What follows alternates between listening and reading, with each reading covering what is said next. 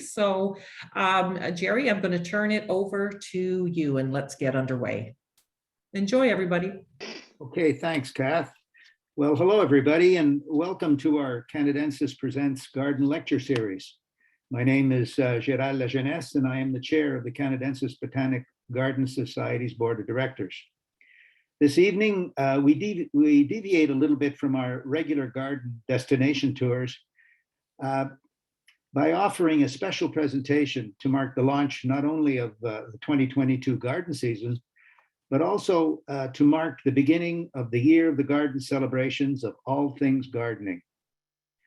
Of course, Canadensis will be participating as a garden destination in Ottawa, in Ottawa's capital, with our 2022 Beyond the Edge Gardens. I will now invite Michelle, but before I do so, I like to repeat that please enter any questions you have in the chat box below, and questions or comments. And after the presentations are over, Kath will monitor and ensure that we address as many questions as answers and provide answers to as many questions as possible before the evening ends. So it will be about an hour to an hour and 15 minutes maximum, and so as not to extend it too long. So I'll now invite Michelle Gauthier, the Executive Director of the Canadian Garden Council and the visionary behind the Year of the Garden celebrations, to introduce this evening's four exciting panelists. So I invite you to sit back and enjoy the presentations. Michelle. Okay, merci. Thank you, Gérald. Let me share my screen here.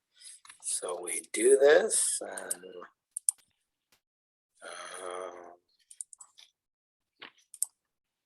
here we go. Can everybody see that?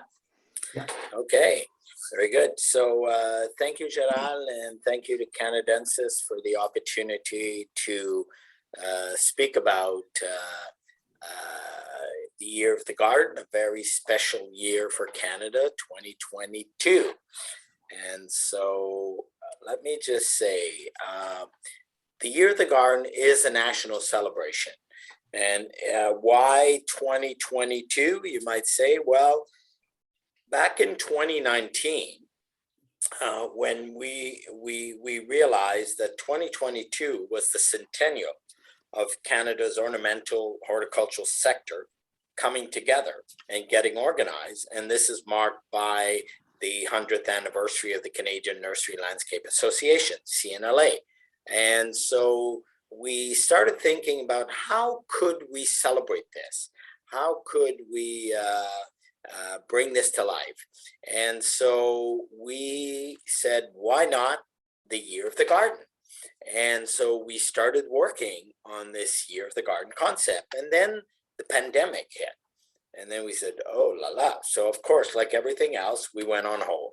And then in the summer of 2020, we realized that, wow, people went to the garden. They went back to the garden, and they really wanted to participate, and they engage with the gardening world. And so we said, okay, let's go back to celebrating 2022 as the Year of the Garden. And so we started up with our committees again, and supported by Canada's Garden Family. And we wanted, our vision was that 2022, the Year of the Garden, would celebrate Canada's rich horticultural and garden heritage, celebrate our vibrant garden culture that we have today, and also create legacies for a sustainable future. And the way we want to do this is by inviting all Canadians to live the garden life, vivre la vie de jardin.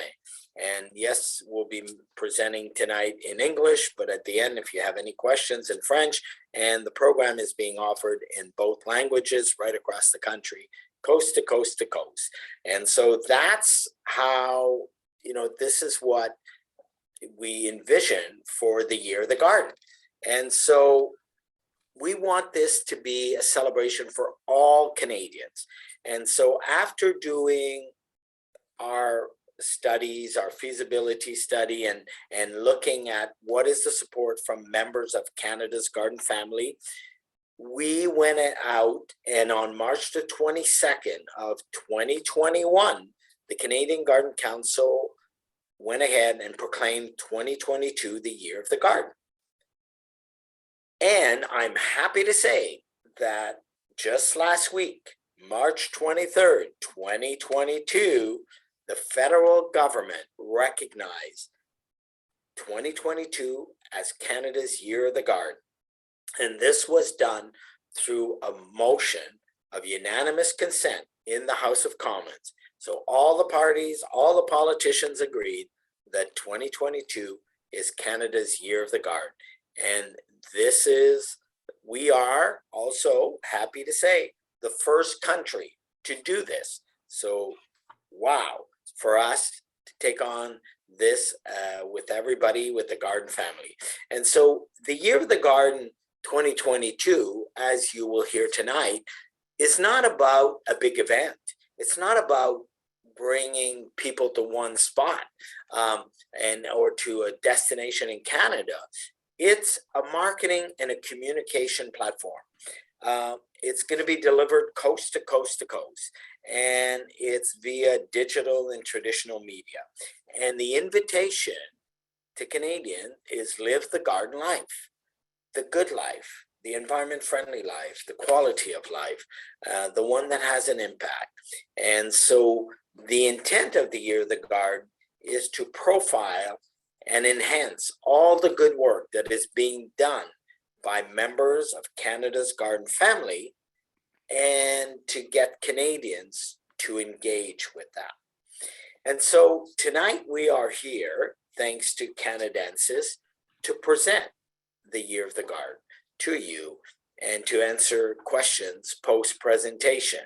And so this is the last event of a 10-day launch of the Year of the Garden. We started on March the 21st, and the website is now live. And today, the English website went live. Today, the French website went live.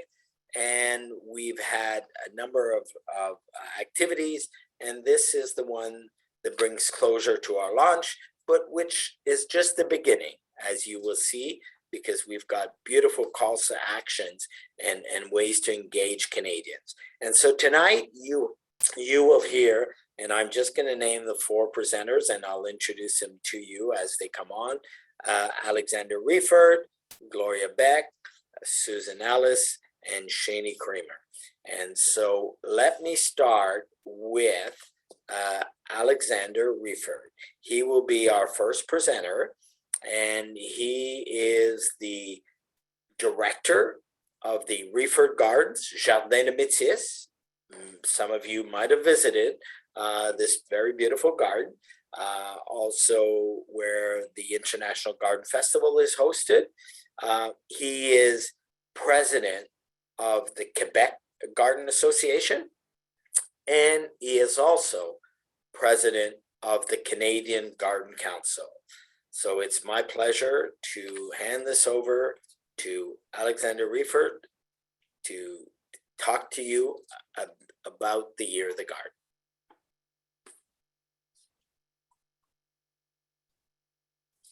Thank you, Michelle. Michelle, can you, thank you. So quickly, folks, thank you so much, Michelle. Great introduction. So glad to be with you. Thank you so much to the folks at Canadensis.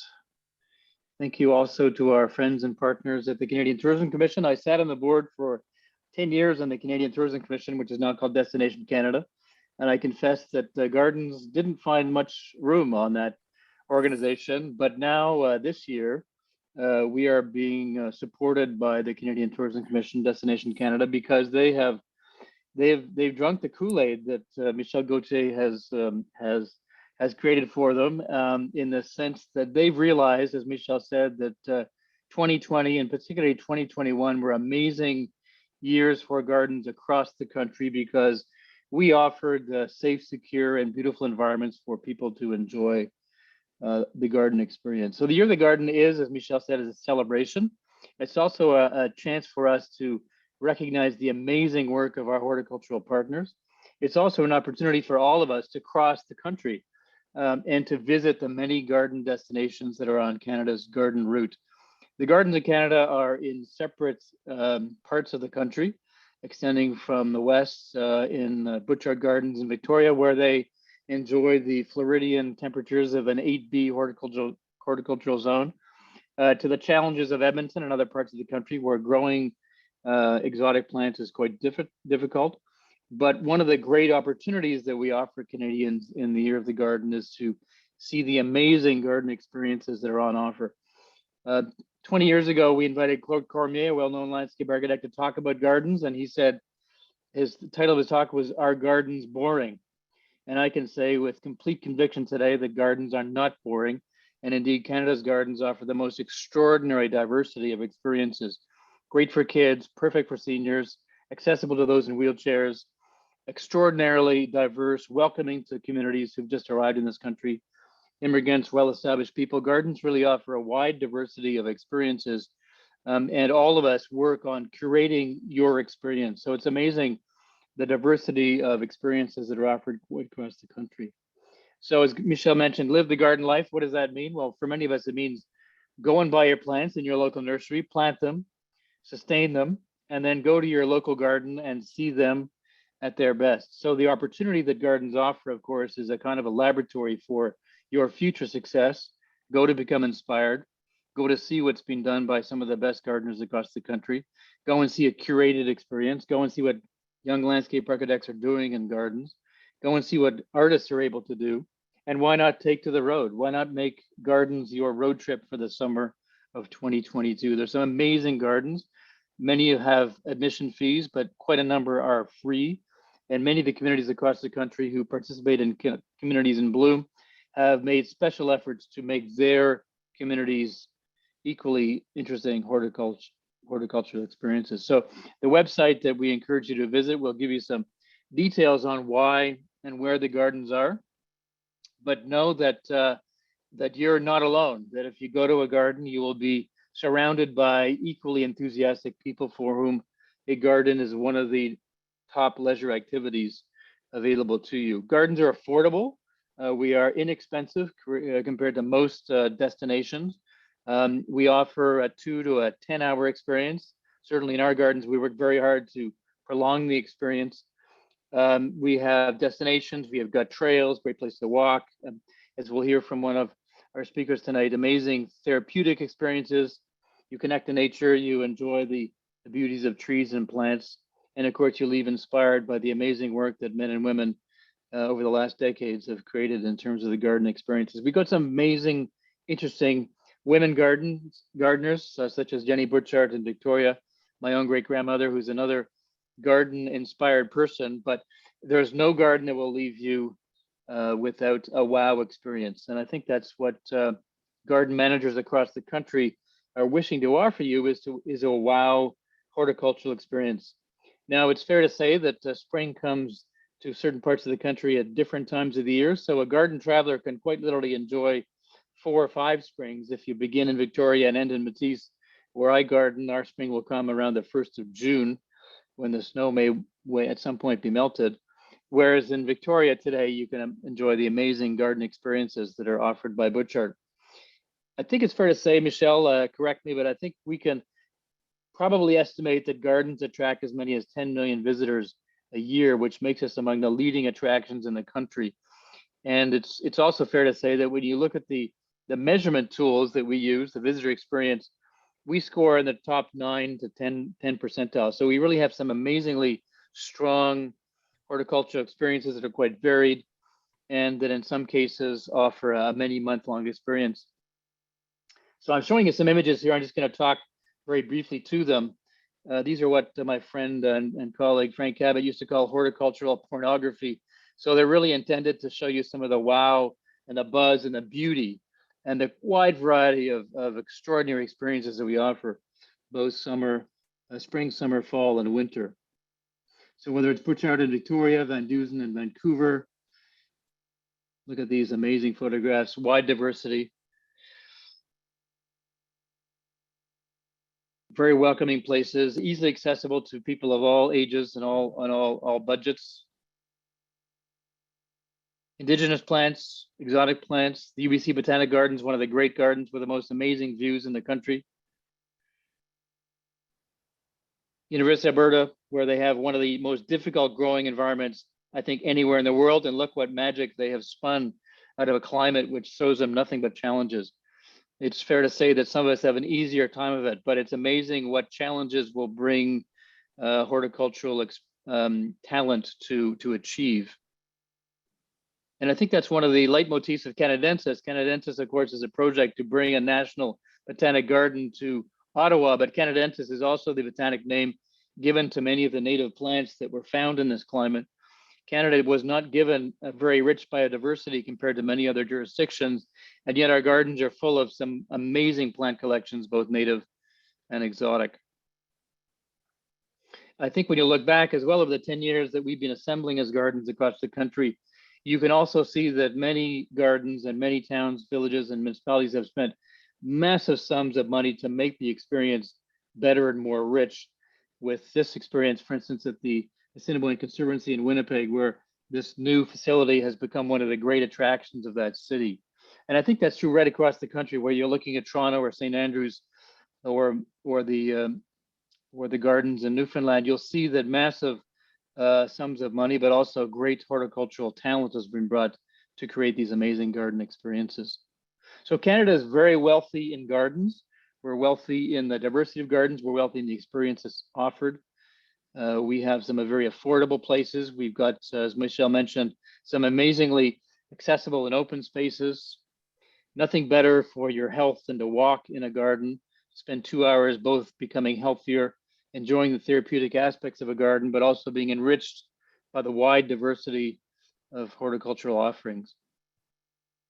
So as you come east, you'll see that the gardens right across the country are rich in diversity and form, landscape architects of great quality. These, of course, are the Niagara Parks, Botanic Gardens in Niagara. Burlington, the Royal Botanic Gardens, one of the great senior gardens, a great garden destinations with over 1 million visitors every summer, where again, they've spent significant sums of money to improve that with the amazingly redesigned and reconfigured and restored rock garden. That's one of their features. And you'll see that many gardens have extraordinary collections, such as this azalea collection is one of the strong features of the Royal Botanic. As you go to Toronto, you'll see the more modest but very ambitious Toronto Botanic Garden, which is about to expand massively and become one of Canada's great civic garden destinations, with some amazing buildings, amazing landscapes, very affordable because you pay for parking. Very active programming. You'll see the gardens right across the country have some amazing programs. So be aware of the websites that we have that offer the programs and the activities. You'll see art, you'll see music, you'll see theater, you'll see feature gardens. Montreal Botanic, of course, another amazingly important garden, one of the most important botanic gardens in the world, nestled in the very densely populated city of Montreal, but a real oasis with one of the most varied programs of activities, educational, artistic, feature gardens, both Chinese, Japanese, and amazing arboretum. And some extraordinary programs of lights and pumpkins, and all seasons are active. They attract as many people with the gardens as they do with their feature programs. But one of the features of this garden is its wide diversity, both of clienteles and of plants. The Mont-Joli, one of our partner gardens near Quebec City. So if you're heading east, you can really quite literally pick your travels according to the gardens you can see. So make gardens your destination, make gardens your objective, and you'll discover Canada at the same time. Don't miss our gardens. We're a long way from nowhere, but we're on the way to the Maritime. We're about 600 km from Montreal, but one of the great garden destinations in Eastern Canada. Well worth a visit from June onwards. And then when you get to the Maritimes, you'll see that Canada has some amazingly interesting gardens in New Brunswick with the Jardin Botanique in Saint-Jacques. You've got the Annapolis Royal in Annapolis, Nova Scotia. You've also got the Halifax Public Gardens in Halifax. You've got, of course, Kingsbury Gardens, one of the newer garden attractions in St. Andrews, New Brunswick.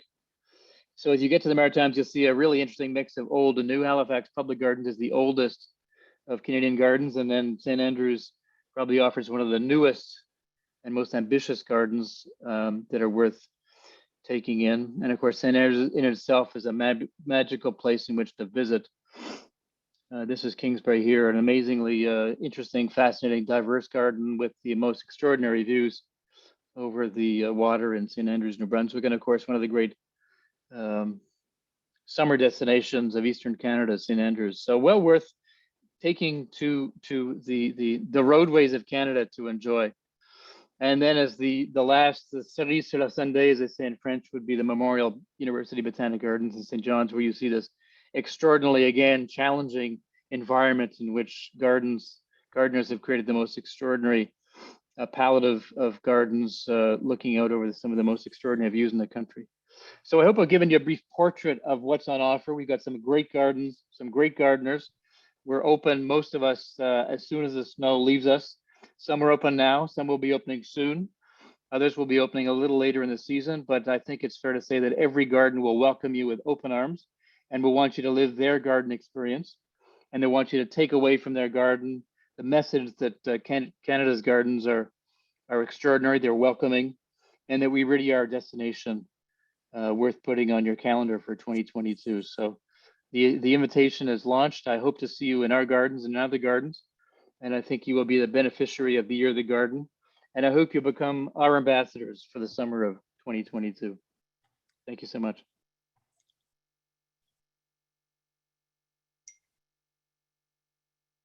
Thank you, Alexander. That was great. That's a quick trip around the country. But as you can see, folks, we have some beautiful gardens that are out there waiting for you. And so you might have visited those, and there are many others to visit.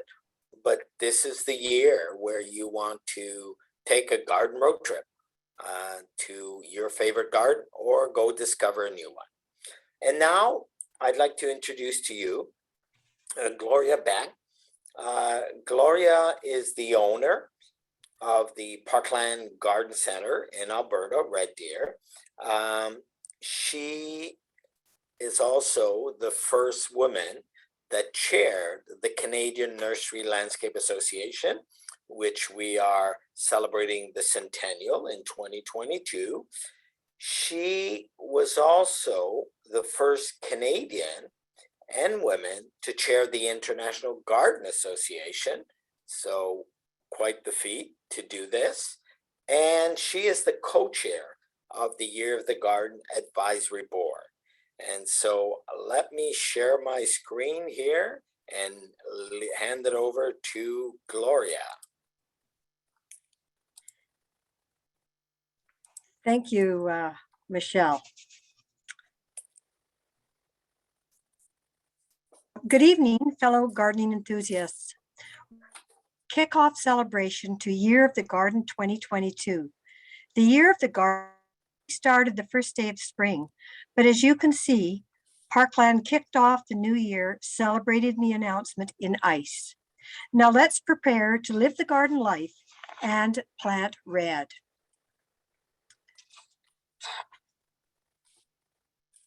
First of all, I would like to thank our sponsors who are very active in our industry, Lots Proven Winners, Miracle Grow, and Premier Tech.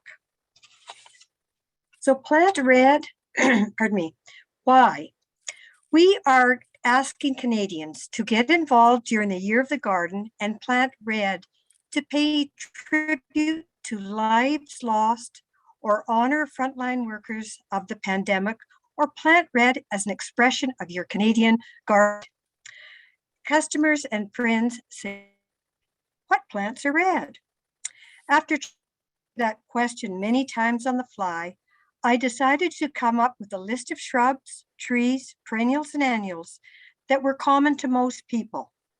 I will be using a generic name so that when you go to your garden center, you can find a variety that is suitable for your zone. And I'm zone 3.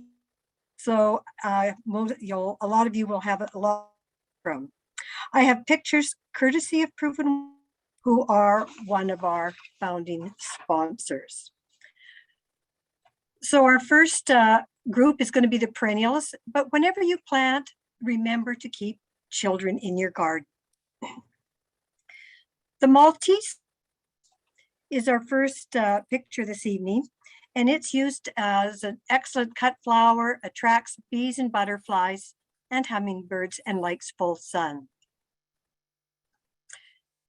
The graffiti tulip has been designated by Vesey Seed as the official year of the garden tulip.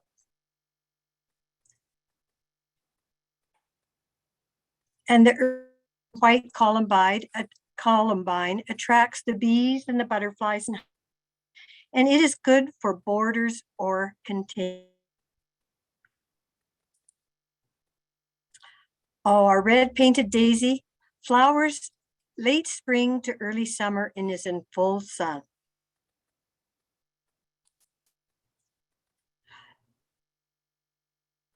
The red charm peony is also designated as Year of the Garden by Vesey Seeds, and it is a fragrant peony.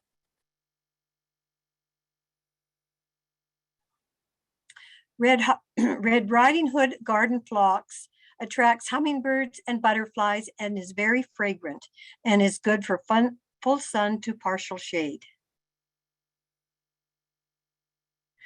And remember, your choice of red includes edibles.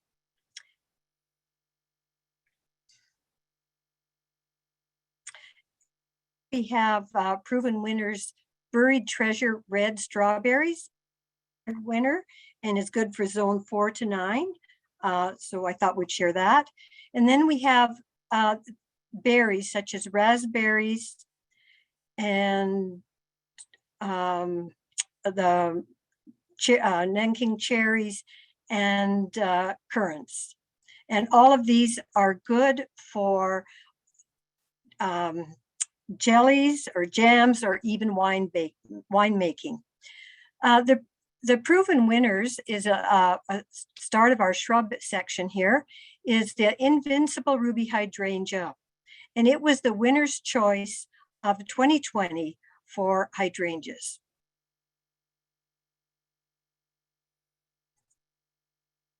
The Little Lime Punch Hydrangea blooms early summer, and it's good part to full sun.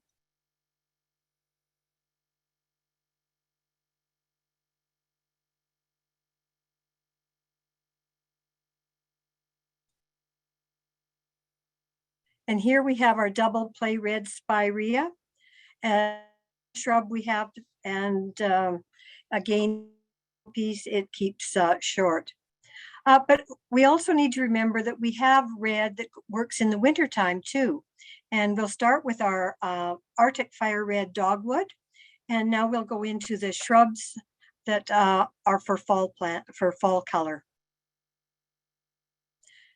We have the Virginia Creeper that is great on trellises and which is drought tolerant, very fast growing, and good for full sun to full shade.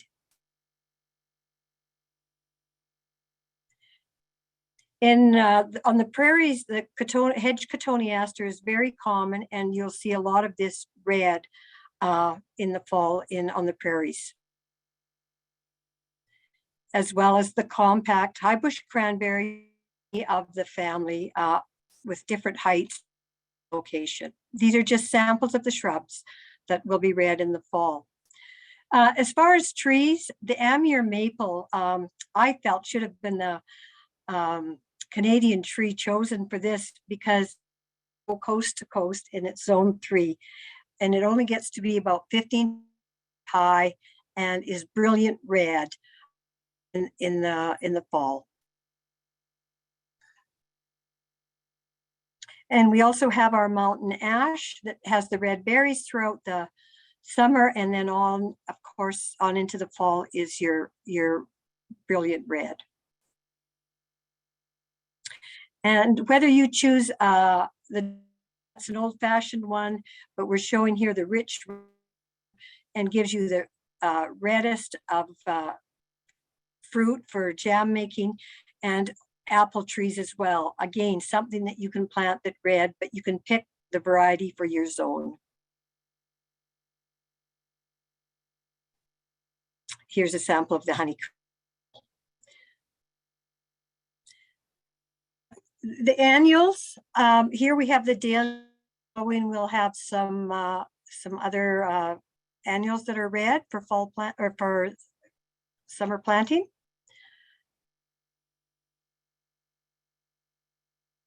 Started by Bright Lights Red Osteo. This one's heat tolerant, large red, continuous blooms, and is winner by proven winners. The annual Super Bell Double Red Ruby Calipacoa. It's great in containers, hanging baskets, and garden beds.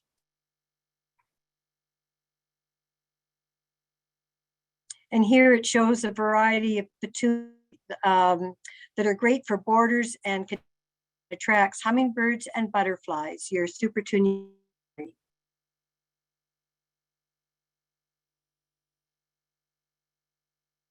The double up red begonia, suitable for containers or borders. They're good for full or they're 2-part shade, and that's the key on this one. It's will do as well. And then we have our nonstop begonia, which is suitable for garden beds, containers, and hanging baskets, but it's partial shade to full shade. This one's unique. The Lantana Red Zone, drought and heat tolerant, a continuous bloomer, and another award winner by proven winners. And of course, you can't be without a geranium, and it's the big, easy, dark red geranium, suitable in hanging baskets, borders, or containers, and of course, good in full sun. And our Super Tunia Really Red Petunia. It's great for hanging baskets, window boxes, combination planters, and landscaping, and again, the full sun. So as we say on our website, from parks to playgrounds, from yards, backyards, balconies, baskets, boulevards, barrels, and planters, where there's an empty space, there's room to plant red.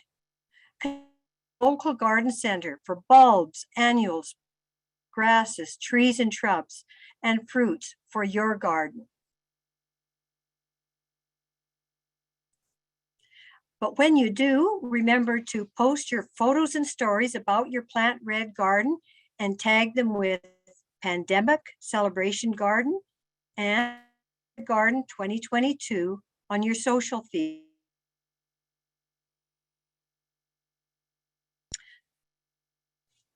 So celebrate and add red. Where you gave a thank you bouquet last year to a dignitary in the past, in this case, the Lieutenant Governor Lois Mitchell, make it red this year. If you celebrate with a group, showcase with red. Here's Haley Wickenheiser at our garden center. Weddings and other events, add a touch of red, always keeping children included. And I want to end on my final note that we also need to share the message to plant sunflowers. The sunflower is Ukraine's national flower. And so this spring, plant Ukraine's national flower to recognize the courageous and determined people of the Ukraine. Thank you for having me this evening, and enjoy your gardening and plant red and celebrate. Thank you.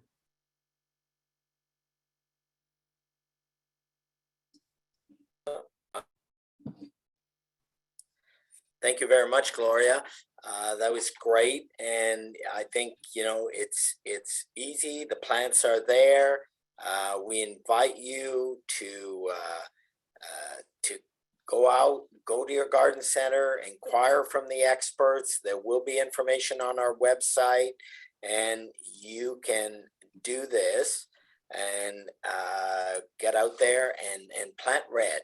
And so when you register your plant red on the website, you will get a dot on the map, and you will also get a certificate thanking you for having planted something red to celebrate the Year of the Garden. And so now let me introduce you to our third speaker, Susan Ellis. Susan Ellis has been involved with the gardening world for many years and is now chair of the Communities in Bloom, which is a national program and whom we are working with when it comes to municipalities, and you'll find out why. Susan, all yours. Thank you, Michelle.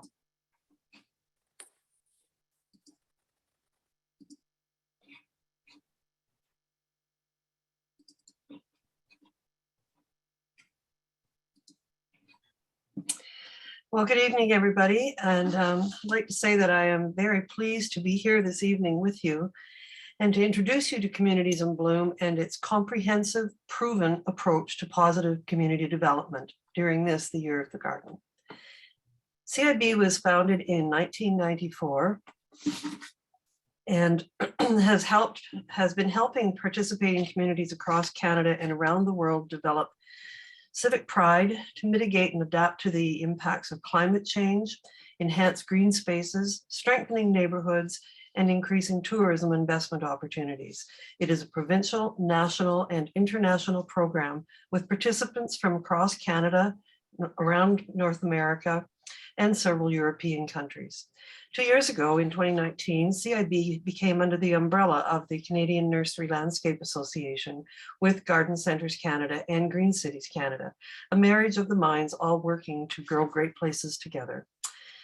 As a national judge, it has been an exceptional honor to discover how our villages, towns, cities, and special places are helping to enhance our hometowns in extraordinary ways. Tonight, I will be sharing some of the amazing places that I've discovered on my journeys. As we all know, plants plus gardens equal healthy people. CIB is based on the profound belief that plants, green spaces, gardens, and access to nature create healthier communities.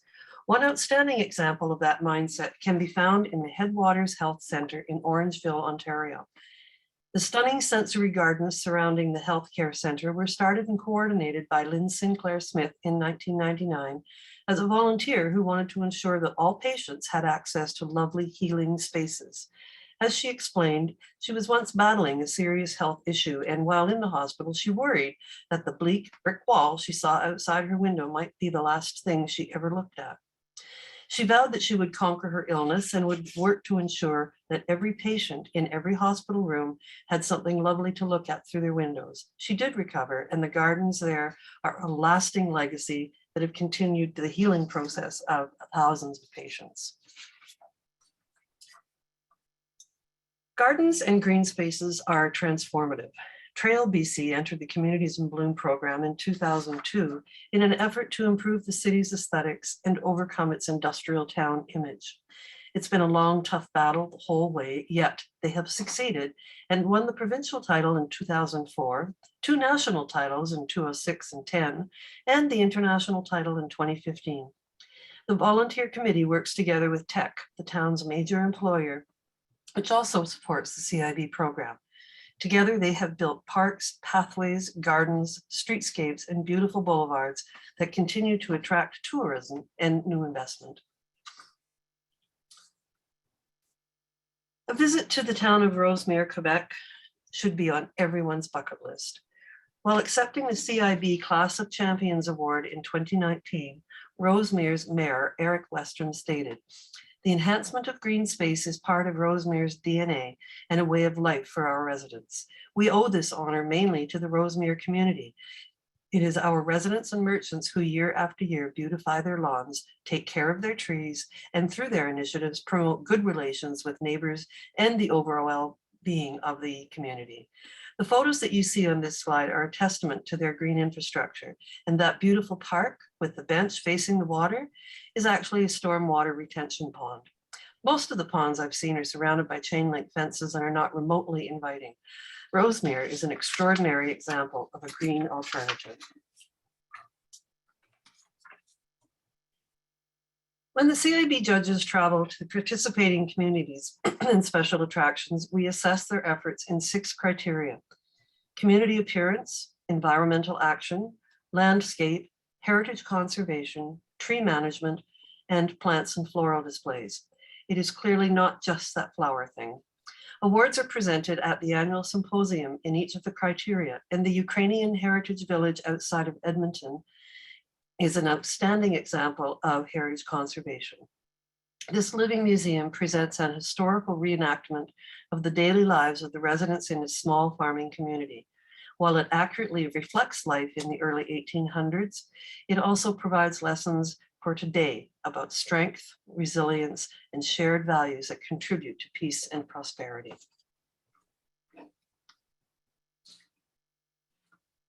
Pugwash, Nova Scotia is a beautiful town of 780 people, and it's situated on the shores of Northumberland Strait. Its views and vistas are breathtaking, and it is home to Thinkers Lodge, the birthplace of the Pugwash Conferences on Science and World Affairs, which is a gathering of scientists and scholars whose efforts to eliminate nuclear warfare earned them the 1995 Nobel Peace Prize. The exceptional efforts of the CIB committee there to engage the entire town in the celebration of the arts has also earned them international recognition. And most recently, they've harnessed the creativity of local artists to install a public outdoor art gallery that reflects the scenery, the daily lives, and the beautiful gardens in this lovely little town.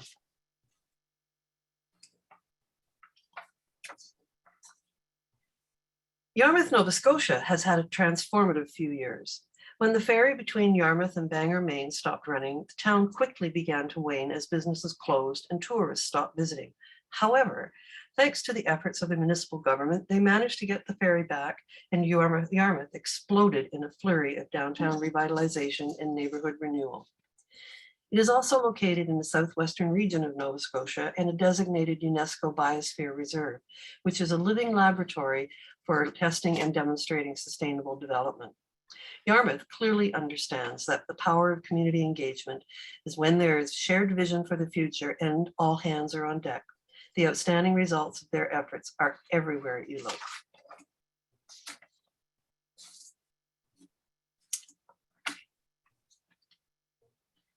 Communities in Bloom new slogan is growing great places together. And one place that truly embraces that is Ashcroft, BC. Just as we were about to arrive to judge their efforts, wildfires began burning around Ashcroft in 2018. When we suggested that we could come at another time, the CIB committee was firm and said, no, please come. And so we did. What we saw was astonishing. Not only did we see a beautiful historic downtown, stunning gardens, and an incredible contemplative Chinese cemetery, we also saw community volunteers rushing in to help others. Part of the tour was to take us to the local Legion, where 3 teams of 8 were working around the clock to prepare meals for 350 first responders battling the blazes surrounding the area. As one person told us, CIB brought us together to garden and beautify our town, but it has also helped us to grow and to be able to muster the people to help one another in times of need. Growing great places together, indeed.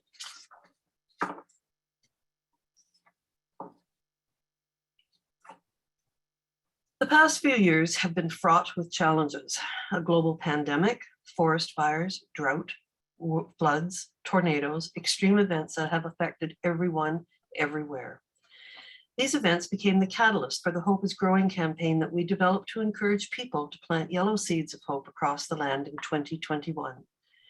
Yellow was chosen as it is the international color of hope, and as Desmond Tutu once stated, hope is the whisper that things are going to get better. The campaign was very successful, with gardens across Canada being planted to signify that hope is growing. It also planted the scene for this year, 2022, and the Year of the Gardens campaign to celebrate and to grow red. We're encouraging everyone to get involved. Now, I know you know by now that this is the Year of the Garden, and you can get involved with the Year of the Garden by encouraging your mayor or councils to join the growing number of communities. Now we're over 60 who have already proclaimed 2022. And that includes our national Canadian government and the City of Ottawa. It is easy to create a celebration garden. Simply choose a theme. Post-pandemic, therapeutic, climatic action, pollinator, edible, sensory, social, personal, and be sure to register it with the Canadian Garden Council to place it on our map. Then tag 2022 Celebration Garden and Year of the Garden and share it often.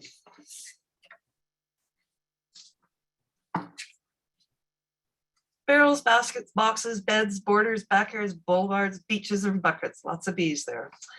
No place is too big or too small to create a garden. Plant some seeds, water them, sprinkle liberally with family and friends, and we're all growing great places together as we celebrate the Year of the Garden. And if you'd like more information on becoming a CIB participant, please visit communitiesinbloom.ca for complete details. It's been an honor to be with you this evening. Thank you very much.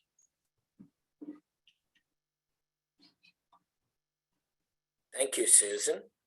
That's great. And so for all of you that are out there, if your community is not participating in Community in Blooms, maybe this is a great year to approach the community and your garden community there to say, hey, let's participate in Communities in Bloom. And Susan and the team there are waiting for you. And we'd love to see, yes, we want to see municipalities proclaim 2022 the Year of the Garden, and we want to see more municipalities participating in Communities in Bloom. So thank you very much, Susan.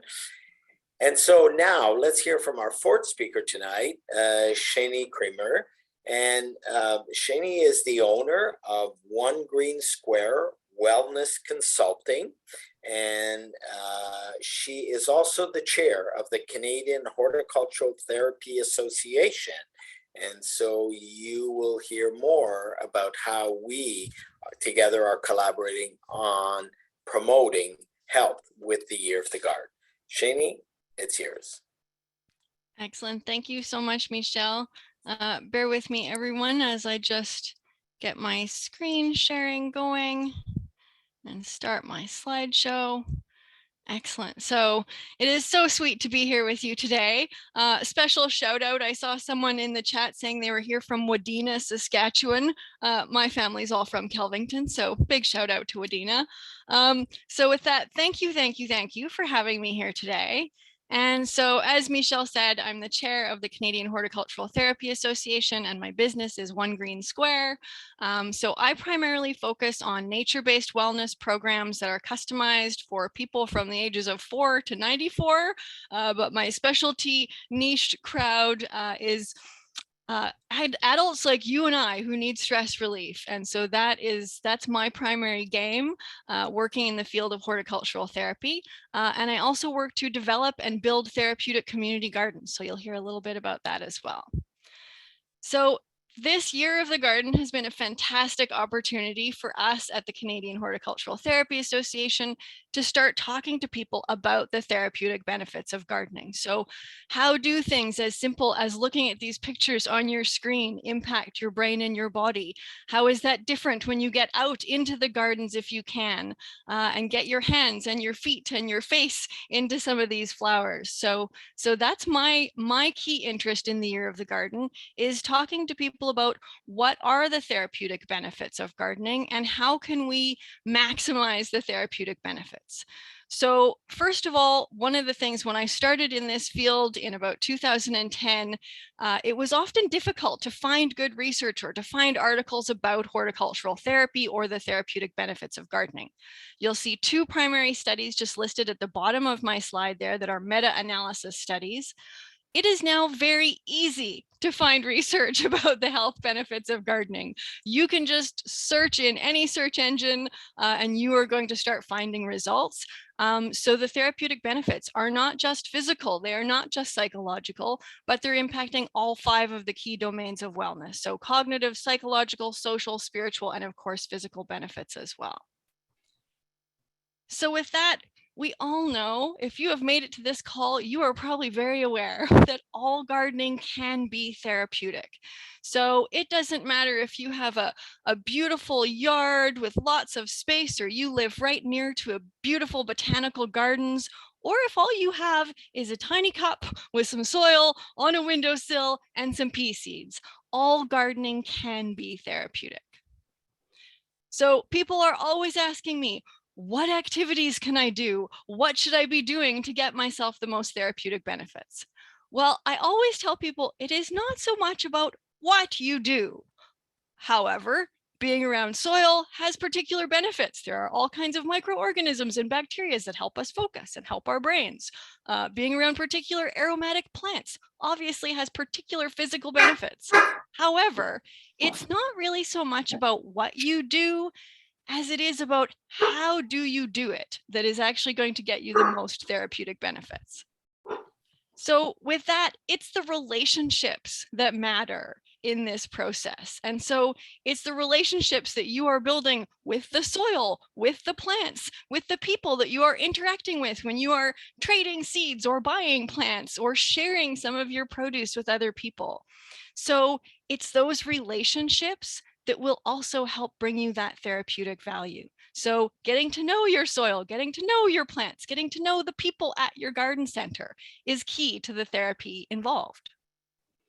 Also focusing on what brings you nourishment. So what are you focusing on when you are in the garden? If you are walking through a beautiful botanical garden, are you still working through in your mind the grocery list of challenges that you have to deal with today, or the emails that you didn't quite get to? Or are you focusing on the beauty and the sights and the sounds and perhaps the tastes around you?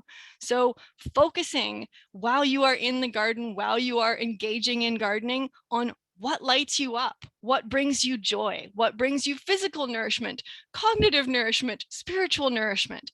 Those are the things that are going to bring you the most therapeutic benefits. So the activity that I actually recommend the most is to play.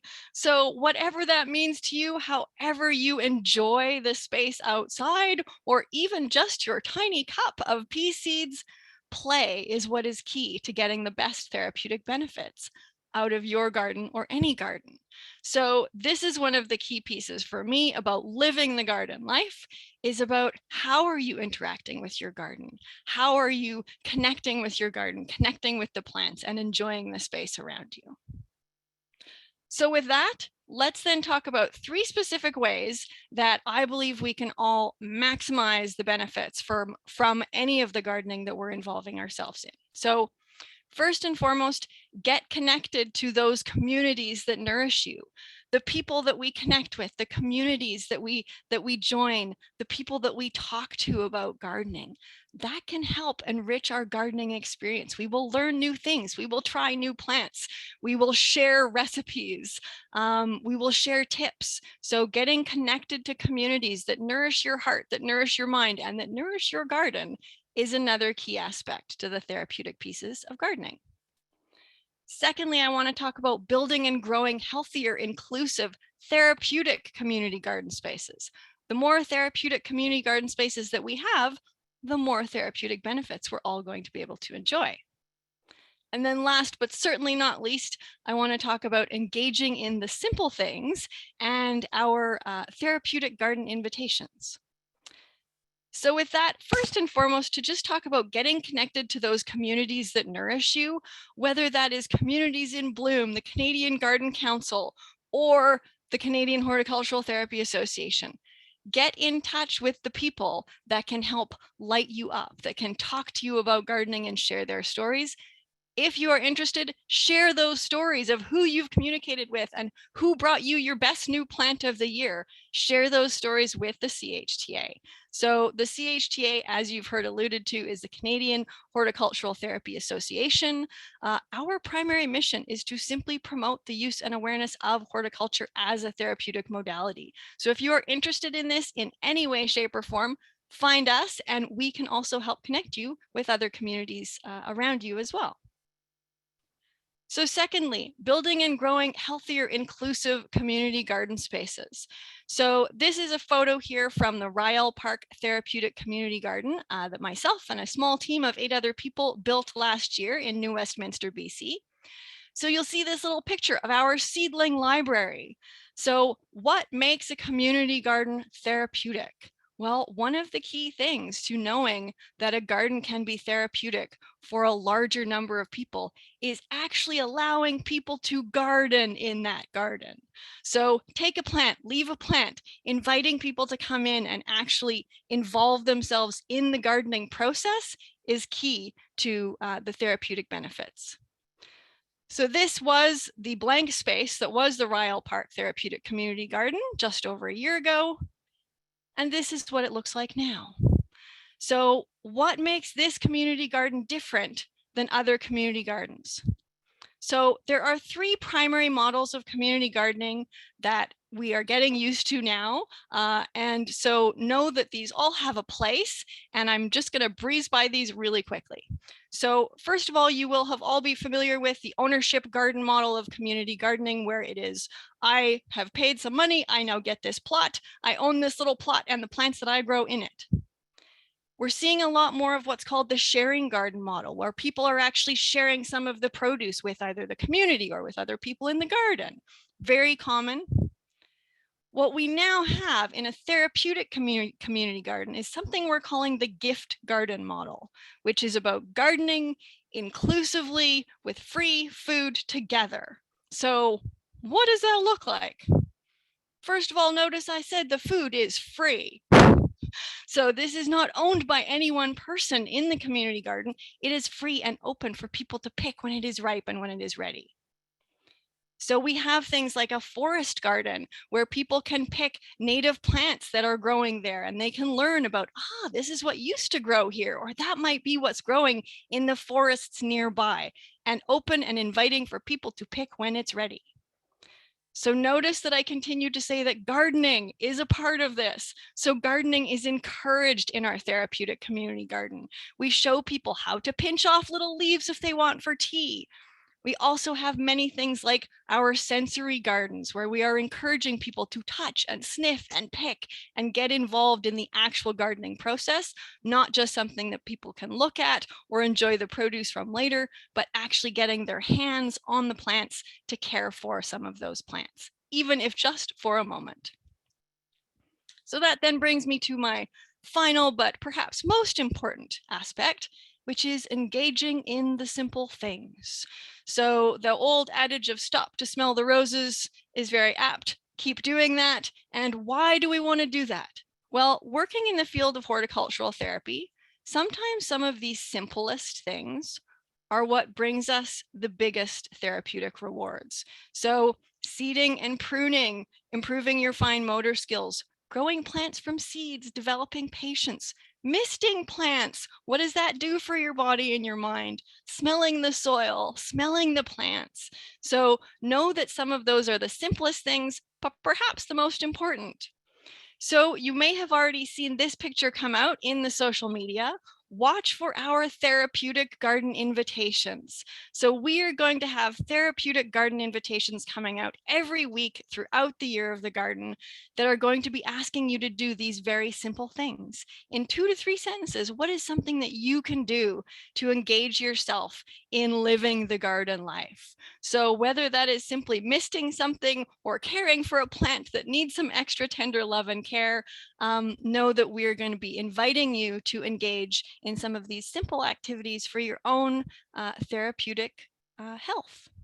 So with that, thank you, thank you, thank you. And please get outside and enjoy whatever gardens you have, whether it is snow or mud or starting to bloom, just get out and enjoy. Thank you. Thank you, Cheney. That's great.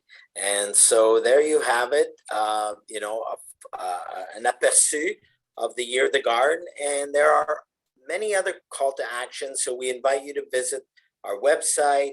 We'll be celebrating Canada's Garden Heroes. We'll be unveiling Canada's 100 Garden Moments on National Garden Day. And we'll even be releasing an official Year of the Garden poem during the poetry month in April. And so we even have an official book that we'll be launching. And so as we work with the members of Canada's Garden family, there are many opportunities to participate. And so we thank you so much for engaging tonight, for being here, for having an interest in the Year of the Garden. And so I'm going to hand it over here back to Gerald and Kat. Merci beaucoup, and live the garden life. That's our invitation. Thank you, Michelle. That's wonderful words. And I want to take this opportunity as well to thank our inspiring speakers, Cheney, Gloria, Susan, and Alexander. It's most insightful contributions as we prepare for our Year of the Garden. And the year Susan, sorry, and Susan. And Susan, I missed Susan. My apologies. I didn't intend to do that. That's okay. So the Year of the Garden, as we can come to conclude, it's a wonderful opportunity to come together as a community, a city, and a country to acknowledge the importance of landscapes and gardens in our daily lives, and to share the knowledge, accomplishments, and the sheer joy of that gardens and gardening brings to us. For Canadensis, it's our hope that this national year-long happening will perhaps become the catalyst for the realization of the long-awaited botanical garden in our nation's capital, perhaps becoming a legacy for the Year of the Garden in 2022. So I invite you to continue the journey with us as in future months as we travel to other garden destinations, and encourage you to continue to support us and support Canadensis, because it will ultimately ensure that Canadensis becomes a reality. So before we go to the Q&As, I remind you to do visit our website and please think of becoming a member. One of the questions that came up was, do we have a national flower? And I happen to know that, I don't know if it's official or not, but I remember during the 150th, there was questions, a survey gone out across Canada for a national bird, which I think was a gray jay. And the popular choice was a bunchberry for the plant, the Cornus canadensis, which is very appropriate for Canadensis, the Garden of Canada. So I hope that answers that question. And I'm going to switch it over now to Kath. And Kath, we have some questions. Well, we've been very busy in the chat answering all kinds of questions, so we've taken care of a lot of them. But I do have a couple. But before, as I know people have time limitations, I do want to tell you, thank you so much for such an engaging chat tonight. We will be sharing that full chat with all of the presenters this evening. So if there are some questions that they can answer, and we'll send out an email to everybody who attended. So thank you so much. There are some great things. Gloria, lots of people want that list. They want that flower list. So anyway, we'll get that. We'll get that to you. So excellent. So just a couple of things. What's the most northern public garden? Does anybody know that? I would tempted to say that the Alberta Botanic Garden, the University of Alberta Botanic Garden, is probably the most northern public garden that is operating as a botanical garden. Okay. We make the claim to be the northernmost garden in Eastern North America, which is a lot of directions, but we're at 48.5 latitude, which puts us pretty far north, but way south of Edmonton, obviously. So we're sort of the north and the eastern half of the continent, but anybody gardening in Edmonton deserves a medal from the Governor General, I think, because that's a tough job. I am seeing Yeah. there are Yukon Gardens in Whitehorse. Yeah. So that's one as well. So thank you to Linda and other people who mentioned that. For people who are asking about the presentation, you will be getting an email from us shortly that gives you the links to Year of the Garden, Canadensis, to all of our speakers, and it'll also give you the link to where the videos live on the Canadensis page, and the recording of this presentation will be up by Monday, so if you want to see that. So Christine March says, Maureen Hulbert of the Toronto Master Gardeners initiated the quest for a national flower. Sadly, it wasn't approved federally. So maybe I just want to say, maybe this is one of our challenges that together we have to take as a legacy of the Year of the Garden, to have a national flower. And I don't know if that's possible from one end of the country to the other, but there are these legacies that we are hoping to establish. And one of the legacies that I wanted to mention that we're putting out there is, we feel that every school in this country should offer a garden experience. There are over 15,000 schools, and why not have a garden experience in every school in this country? Okay, so we are heating it up here on the most northern garden, just so you know. So Colleen says, technically the St. Albert Botanic Garden is north of Devon, University of Alberta Botanic Garden. So that is hilarious. Okay, someone's asking, are you aware of the Vancouver or Victoria Centennial Geranium?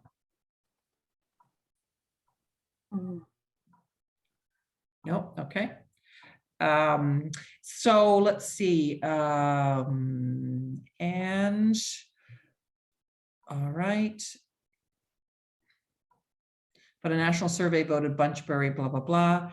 May I have Gloria's list of red annuals? Yes. So we've answered a lot of the question. There was one person who missed the beginning and just wanted to know why plant red. So I think that's worth just repeating. Go ahead, Gloria. Oh, why it was chosen, or why plant red? Yeah, why was it chosen that people should plant red this year? What's the behind that? Like how it was chosen? I'm not sure the background on that, but it's basically we're trying to celebrate coming to the end of a pandemic, to celebrate our Canadian pride, and just to think of others that maybe have that died in the pandemic. So it's paying tribute to those people. But Michelle, I'm not sure how it was chosen, the color, other than the color of Canada, our flag and everything. That's right. Definitely when we went through, red is our color, and this is the Year of the Garden. We are the first country in the world to celebrate a Year of the Garden. And we said, why not use our color? And so, yes, and to honor the frontline workers, to remember those that we might have lost during the pandemic, and to celebrate our gardening pride and our pride of our Canadian gardens. And when we started in 2019, remember, there was no pandemic. So we talked about gardening pride and our pride in our Canadian gardens. But now that the pandemic has been here, we also feel this is an opportunity to pay tribute to the frontline workers and remember the lives that we've lost. Someone actually commented, will there be a red flower named for the Year of the Garden? That's a good idea. We have not officially, but as you saw through Gloria's presentation, Vessie's, which is a partner, they've named the peony, they've named the tulip, and we welcome any of our partners to contact us to identify a flower that they would like to celebrate. And so, but we remember our approach is we want everybody to be involved with the Year of the Garden. So we have refused to move in the area of exclusivity. And, we have Scott's and we have Premier Tech, which are two competitors, but they have decided to come together to celebrate the Year of the Garden. And so if some group want to identify or designate a flower as their Year of the Garden flower, we're willing to work with that. So Vessie as a partner has done that, and they had a seed package. Now they have a peony, and they will be offering a tulip bulb. They are offering right now a tulip bulb to be planted this fall. Great. Well, I think that's about, as I say, we've been answering a lot of questions as we go along, and I would say that I would say again to everyone who participated this evening, thank you for an inspiring chat. There's so many great comments, and I'm excited to share them with all our panelists. So at this point, Jerry, I'm just going to hand it back to you to wrap things up. Michelle? Yes, can I just say one more? I've seen here people wanting to share this presentation with the members of their society. I'd say yes, definitely. Well, I've already said we're going to have a chat about it, and I will get back to people. Okay, so and the other thing I wanted to say is, as of next week, you can sign up. You can go to the website, and as of next week, we will be sharing a program where all the garden organizations in this country can become friends of the Year of the Garden and be made aware. We'll keep informed of the development here. And so, as we said, we want everybody to be connected. And so you can go to the website as of April the 6th, and you'll be able to connect and become a friend of the Year of the Garden if you're representing a garden organization. Okay. Thank you, Michelle. So I think it's time to say goodnight. And again, thank you everybody for your participation. And thank you again for our guest speakers for your wonderful, insightful presentations. Look forward to meeting you all again. And as we plot our next trip. And please, I invite you to check with our website and to find out what city we'll be visiting or which botanical garden we'll be visiting in the near future. Kath, do you have any final words in that regard? All will be revealed soon. Thank you, everyone, for attending this evening and your great comments. Thank you so much to our wonderful speakers. That really was amazing. I totally loved it. So thank you very much. Thank you, everybody. Good night, everyone. Well, good night. Happy Year of the Garden.